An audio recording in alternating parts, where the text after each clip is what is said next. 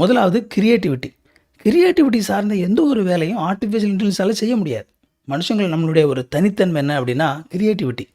So நம்மளால் ஒரு சில விஷயத்த புதுசாக யோசித்து உருவாக்க முடியும். ஆனால் ஏஐயால் எந்த ஒரு விஷயத்தையும் அதால் புதுசாக உருவாக்க முடியாது. இன்றைக்கி ஏஐயில் வந்து நிறைய விஷயங்கள் அது உருவாக்குது. இப்போது ஒரு பிக்சர்லாம் பார்த்திங்க அப்படின்னா எனக்கு இந்த பிக்சர் வேணும் அப்படிங்கும்போது அது உருவாக்குது. இன்றைக்கி மியூசிக் வந்து உருவாக்கப்படுது. இன்றைக்கி வீடியோ வந்து ஏஐ மூலமாக உருவாக்கப்படுது. ஆனால் இதை உருவாக்குறதுக்கு பின்னணியில் இன்னொரு விஷயம் இருக்குது. என்ன அப்படின்னா இந்த ஆர்டிஃபிஷியல் இன்டெலிஜென்ஸ் அப்படிங்கிறது அது தானாக அதை உருவாக்கலை.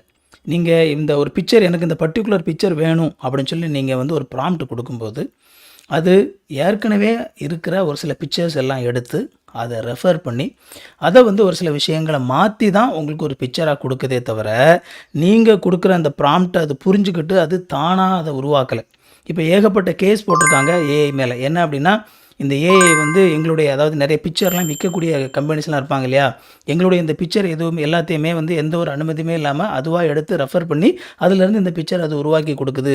பட் ஆனால் எங்களுக்கு வந்து அந்த பிக்சர் எல்லாமே அவங்க காசுக்கு வச்சிருக்க பிக்சர், எங்களுக்கு இதனால் எந்த ஒரு லாபமும் கிடைக்க மாட்டேங்குது அப்படின்னு சொல்லி எனக்கு நிறைய கேஸ் வந்து இந்த ஆர்டிஃபிஷியல் இன்டெலிஜென்ஸ் வச்சுருக்க இந்த கம்பெனிஸ் மூலம் வந்து இப்போ நடந்துகிட்டு இருக்குது. ஸோ நம்ம புரிஞ்சிக்க வேண்டிய அடிப்படை உண்மை என்ன அப்படின்னா ஆர்டிஃபிஷியல் இன்டெலிஜென்ஸை பொறுத்த வரைக்கும் நம்ம வெளியே இருந்து ஒரு இன்புட்டை அதுக்குள்ளே கொடுத்தா மட்டும்தான் அதை ப்ராசஸ் பண்ணி ஒரு அவுட்புட்டாக நமக்கு கொடுக்கும்.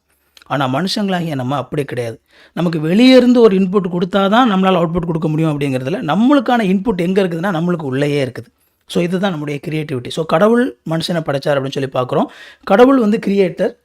அந்த அந்த அந்த கிரியேட்டர் அப்படிங்கிற அந்த இதிலேருந்து தான் பார்த்திங்க அப்படின்னா அந்த கிரியேட்டிவிட்டி அப்படிங்கிற அந்த வார்த்தை வருது. இது வரைக்கும் உலகத்தில் இல்லாத ஒரு விஷயத்தை அவன் யோசித்து அதை கண்டுபிடிக்கக்கூடிய தன்மை மனுஷனுக்குள்ளே மட்டும்தான் இருக்குது. இதை நம்ம இன்வென்ஷன் அப்படின்னு சொல்லி அழைக்கிறோம். சயின்ஸில் பார்த்திங்கன்னா இதை இன்வென்ஷன் அப்படின்னு சொல்லி சொல்லுவாங்க. இன்வென்ஷன் ஒரு புதிதாக ஒரு விஷயத்தை கண்டுபிடிக்கிறது.